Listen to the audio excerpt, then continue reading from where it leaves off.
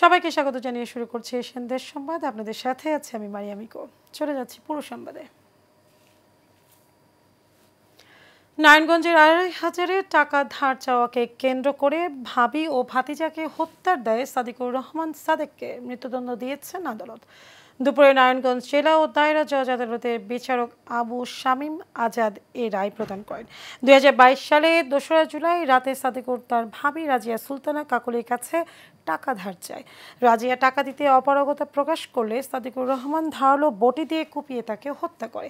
পরে রাজিয়ার ঘুমন্ত ছেলে তালহাকেও কুপিয়ে হত্যা করে আলমারিতে রাখা স্বর্ণালংকার নিয়ে পালিয়ে যায়।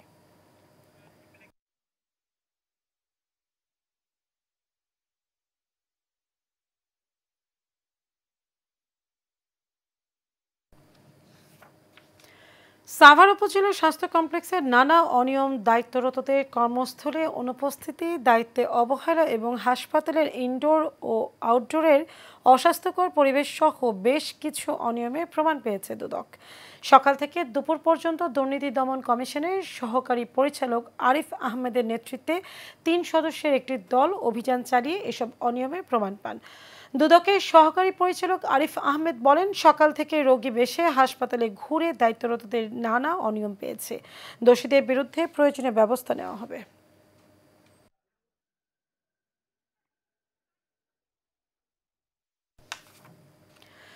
৩ দফা দাবিতে খুলনা প্রকৌশল ও প্রযুক্তি বিশ্ববিদ্যালয়ের শিক্ষার্থীরা বিক্ষোভ মিছিল, সমাবেশ ও রেলপথ এবং রাজপথ অবরোধ করেছে। মিছিলটি ক্যাম্পাসের বিভিন্ন সড়ক প্রদক্ষিণ করে বিশ্ববিদ্যালয়ের স্টুডেন্ট ওয়েলফেয়ার সেন্টারের সামনে এক সমাবেশে শেষ হয়।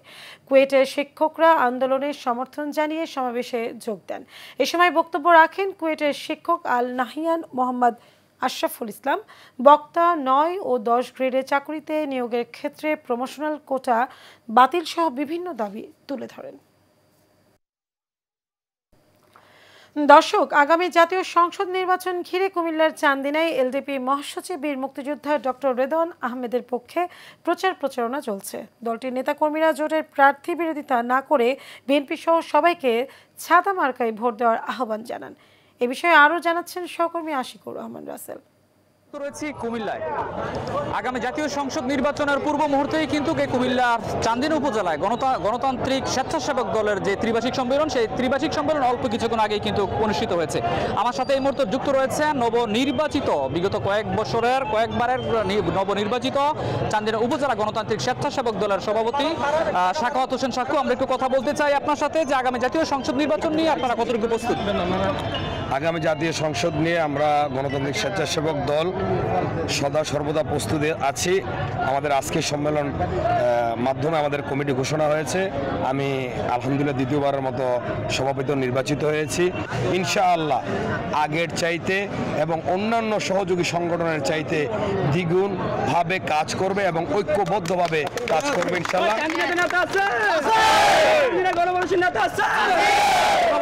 দেখছেন যে আগামীতে সংসদ নির্বাচনে আসলে যিনি করতে যাচ্ছেন এবং সাবেক প্রতিমন্ত্রী বীর মুক্তিযোদ্ধা ডক্টর রেদওয়ান আহমেদ, তিনি আমরা যতটুকু তথ্য পেয়েছি সেই তথ্য অনুসারে যদি আপনাদেরকে একটু জানিয়ে দিতে যাই, তিনি আসলে গ্রিন সিগন্যাল পেয়েছেন এবং কুমিল্লা ৭ আসন চান্দিনা থেকে তিনি আসলে প্রার্থী হিসাবে রয়েছেন এবং তিনি গ্রিন সিগন্যালের মাধ্যমে কিন্তু থেকে এই মুহূর্তের মধ্যে ব্যাপক প্রচারণা ব্যস্ততম সময় পার করছেন। এ ছিল কুমিল্লা থেকে সর্বশেষ খবর। শরীদপুর ৩ আসনে বিএনপির মনোনীত প্রার্থী এবং বিএনপির ভারপ্রাপ্ত চেয়ারম্যান তারেক রহমানের সাবেক একান্ত সচিব মিয়া নুরুদ্দিন আহমেদ উপর প্রত্যাবর্তন উপলক্ষে প্রীতিভোজের আয়োজন করে গোসাইরহাট উপজেলা বিএনপি নেতা জিয়াউর রহমান জমাদ্দার। অনুষ্ঠানে প্রধান অতিথি ছিলেন মিয়া নুরুদ্দিন আহমেদ উপু। এই সময় আরও উপস্থিত ছিলেন ডক্টর এস কামাল উদ্দিন আহমেদ, মহিতুল গনি মিন্টু সর্দার, মাহবুব আলম তালুকদার, শ্রমিক দলের সভাপতি M A Kayum Chunnu Munshi, B M Mohiuddin বাদল, আব্দুর রাজ্জাক রাজু সহ অনেকে।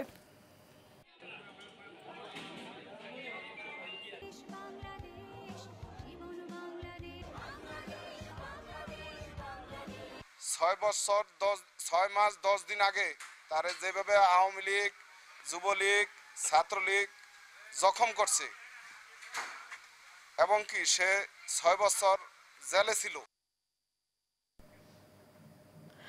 গাইবান্ধার পলাশবাড়ী উপজেলায় বেতকাপা ইউনিয়নের রামপার আমলাগাছি এলাকায় পুলিশের হাত থেকে ওয়ারেন্টভুক্ত আসামি পাপুল আকন্দকে ছিনিয়ে নেওয়ার ঘটনা ঘটেছে। সোমবার দুপুরে স্থানীয় একটি দোকান থেকে তাকে গ্রেপ্তার করে পুলিশ পলাশবাড়ী থানা পুলিশ। এ সময় আসামির আত্মীয় স্বজনরা পুলিশের বাধা দিয়ে তাকে ছিনিয়ে নেয়।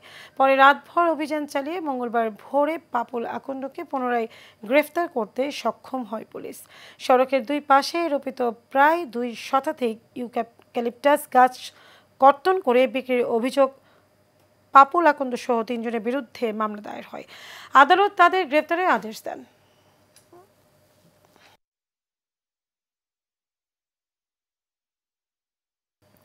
বাংলাদেশ রেলওয়ে লালমনিরহাট বিভাগের সরকারি কর্মকাণ্ডে স্বচ্ছতা ও জবাবদিহিতা নিশ্চিত করতে গণশুনানি হয়েছে। সকালে লালমনিরহাট রেলওয়ে স্টেশনে গণশুনানি আয়োজন করে বিভাগীয় কর্তৃপক্ষ।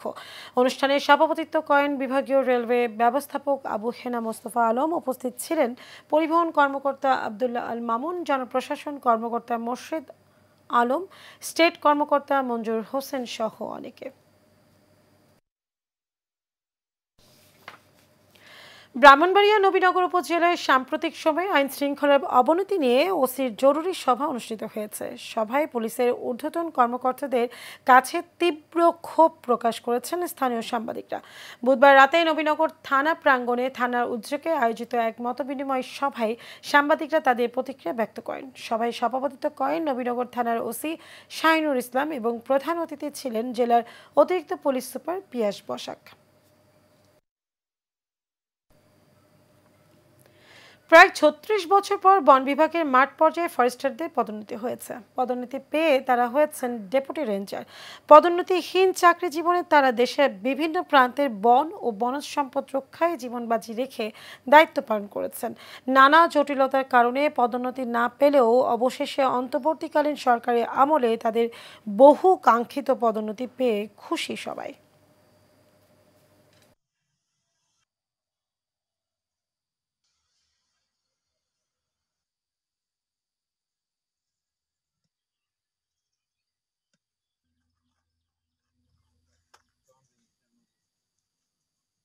আমরা অনেক কষ্ট করে বন বিভাগে কাজ করে যাচ্ছি, কিন্তু দীর্ঘ ৩৬ বছর পরে আমাদের বন বিভাগে প্রমোশন পাওয়াতে আমরা খুবই আনন্দিত। এই পদোন্নতি পাওয়াতে আমাদের সবার ভিতরে একটা কাজের একটা স্পৃহা বেড়েছে এবং আমরা স্বতঃস্ফূর্তভাবে কাজ করার জন্য মনোভাব যেটা আমরা হারিয়ে ফেলেছিলাম সেটা আবার সম্পূর্ণভাবে আমরা ফিরে পেয়েছি এখানে। বিভিন্ন নির্দেশনা, রেঞ্জ কর্মকর্তা আছে, এসিএফ স্যার আছে, তাদের নির্দেশনায় আমরা জঙ্গলে আমরা যাই। সরকারি সম্পদ আমরা রক্ষণাবেক্ষণ করি। আমাদের সে কাঙ্ক্ষিত দীর্ঘদিনের পদোন্নতি নিরসন যে জটিলতাটা ছিল সেই নিরসন করে আমাদের সেই যৌক্তিক দাবি পদোন্নতি প্রদান করেছেন।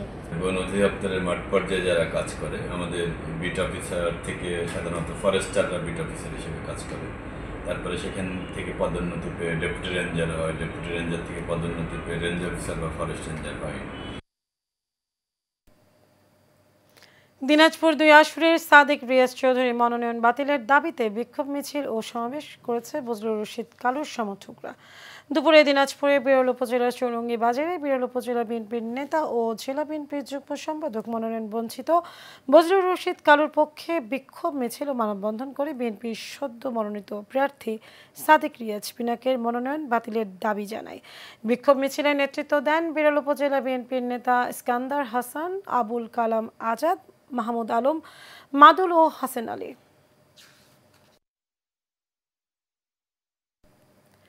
দিনাজপুরের পার্বতীপুর এনসিপির এক গণজামায়াত অনুষ্ঠিত হয়েছে। অনুষ্ঠানে প্রধান অতিথির বক্তব্য দেন এনসিপির যুগ্ম মুখ্য সমন্বয়ক ডাক্তার মোহাম্মদ আব্দুল আহাদ। জাতীয় নাগরিক পার্টির পার্বতীপুর উপজেলার শাখার সমন্বয়ক তারিকুল ইসলামের সভাপতিত্বে বিশেষ অতিথি হিসেবে বক্তব্য রাখেন জাতীয় ছাত্র শক্তির কেন্দ্রীয় সংগঠক আল মেহরাব শাহরিয়ার মিথুন সহ আরও অনেকে।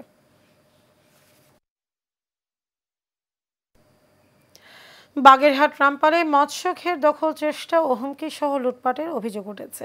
এই ঘটনায় প্রতিকার চেয়ে ভুক্তভোগী শামীম আহমেদের পক্ষে বিল্লাল শেখ রামপাল থানার 6 জনকে আসামি করে একটি লিখিত অভিযোগ দায়ের করেছেন।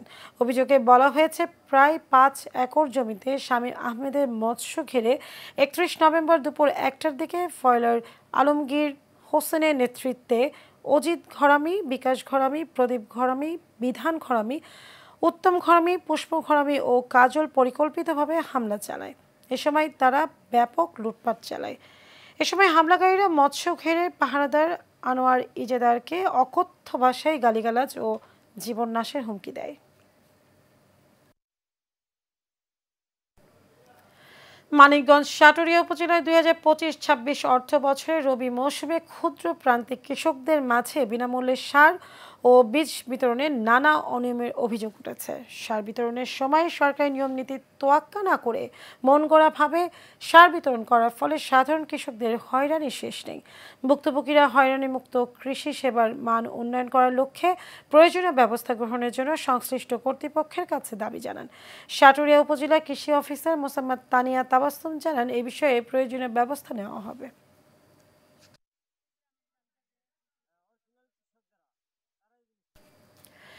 কৃষি সমৃদ্ধি এই স্লোগানকে সামনে রেখে কৃষি প্রণোদনা কর্মসূচি আওতায় কুষ্টিয়ার খোকসা উপজেলায় কৃষকদের মধ্যে বিনামূল্যে বীজ ও সার বিতরণে উদ্বোধন করা হয়েছে।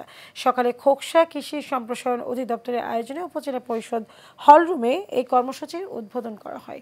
সহকারী কমিশনার রেশমা খাতুনের সভাপতিত্বে উদ্বোধনী অনুষ্ঠানে প্রধান অতিথি হিসেবে উপস্থিত ছিলেন কুষ্টিয়া খামারবাড়ি কৃষি সম্প্রসারণ অধিদপ্তরের উপপরিচালক কৃষিবিদ ডক্টর মোহাম্মদ শওকত হোসেন ভুইয়া। অনুষ্ঠানে স্বাগত বক্তব্য রাখেন উপজেলা কৃষি কর্মকর্তা কৃষিবিদ মোহাম্মদ আবদুল্লাহ আল নোমান। এ সময় উপজেলার বিভিন্ন ইউনিয়নের 1890 জন কৃষকদের মাঝে উচ্চ ফলনশীল বীজ ও রাসায়নিক সার বিতরণ করা হয়। দর্শক, এশিয়ান দেশ সংবাদ এই পর্যন্ত। আমাদের পরবর্তী সংবাদ দেখার আমন্ত্রণ রইল। ধন্যবাদ সবাইকে।